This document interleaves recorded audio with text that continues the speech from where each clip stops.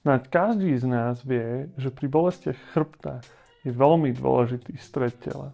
No nie všetky cviky na stred tela sú vhodné, pokiaľ máte nejakým spôsobom vysunutú platničku alebo nejaký útlak nervu v chrbtici. Práve preto sme si pre vás pripravili 3 cviky, ktoré sú naozaj perfektné v tom, že ich môžete cvičiť v takmer akomkoľvek stave. Je len veľmi dôležité na to, aby ste dbali na techniku. Takže si to poďme ukázať. The Curl Up.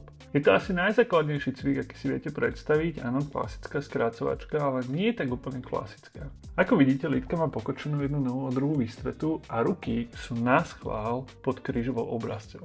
Je to kvôli tomu, že keď vlastne spravíte tú skrácovačku, tak nechcete, aby sa vaša chrbtica hýbala, lebo pokiaľ tam máte nejakú vysunutú platničku alebo nejaký útlak nervu, tak by to mohlo spôsobiť to, že sa tam zmení tá poloha a utlačí vám to ten nerv viac. To znamená, že najdôležitejšie je, aby ste sa vlastne v skutočnosti nezdvihli, ale iba zaktivovali to brucho a zostali tam stáť takých 10 sekúnd. Je to oveľa ťažšie, než to vyzerá na tom videu a tá jedna noha je pokočená kvôli tomu, aby tá jedna strana vlastne musela zabrať viac a to telo sa učilo vlastne stabilizovať celý ten segment. Je to naozaj úžasný cvik, ktorý treba vyskúšať na to, aby ste ho vedeli ohodnotiť. Naozaj si však dávajte pozor na to, aby ste príliš neťahali krkom, ale práve že naozaj zapojili ten stred tela a to celé spevnenie, ani neťahali ramena dopredu, ale pekne zostávali dole a celé to vlastne ťahám tým kórom a tými rukami, tými lakťami sa vlastne len pridržujem, aby to pekne fungovalo tak, ako má. Bird Dog. Toto je naozaj jeden z najdôležitejších cvikov, s akými sa môžeme stretnúť.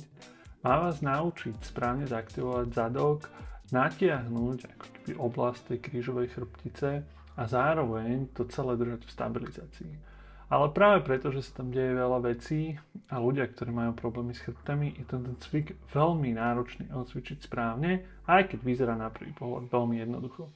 Najdôležitejšie je pochopiť, že sa nesmie vytvoriť oblina v krížovej oblasti a nohu zdvíhate naozaj iba zadkom, a teda aktiváciou toho zadku. V momente, keď vám tam vzniká oblina, už tu ťahajú kríže a to naozaj nie je správne.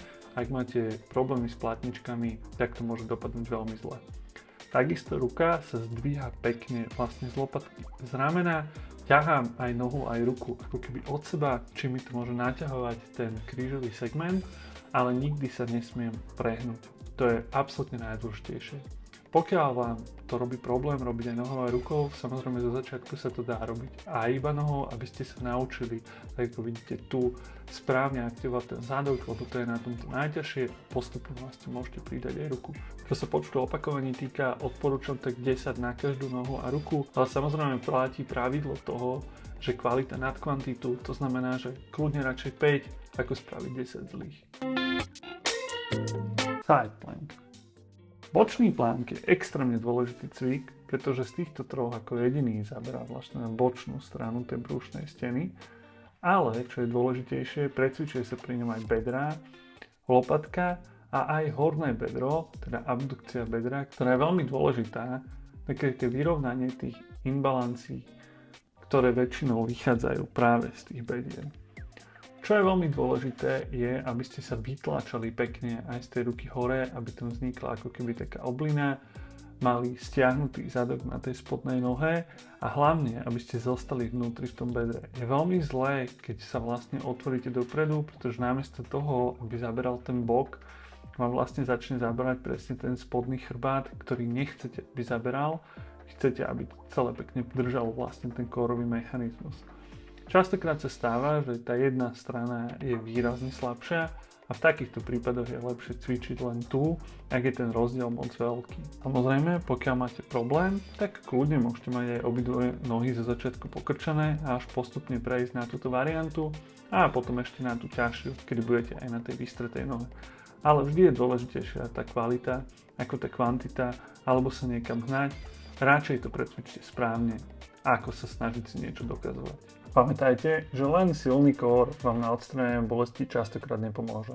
Ak máte veľmi stiahnuté jedno bedro, tak môžete mať kór silný ako len chcete, A určite to nedáte dokopy len tým, že ho budete posilovať.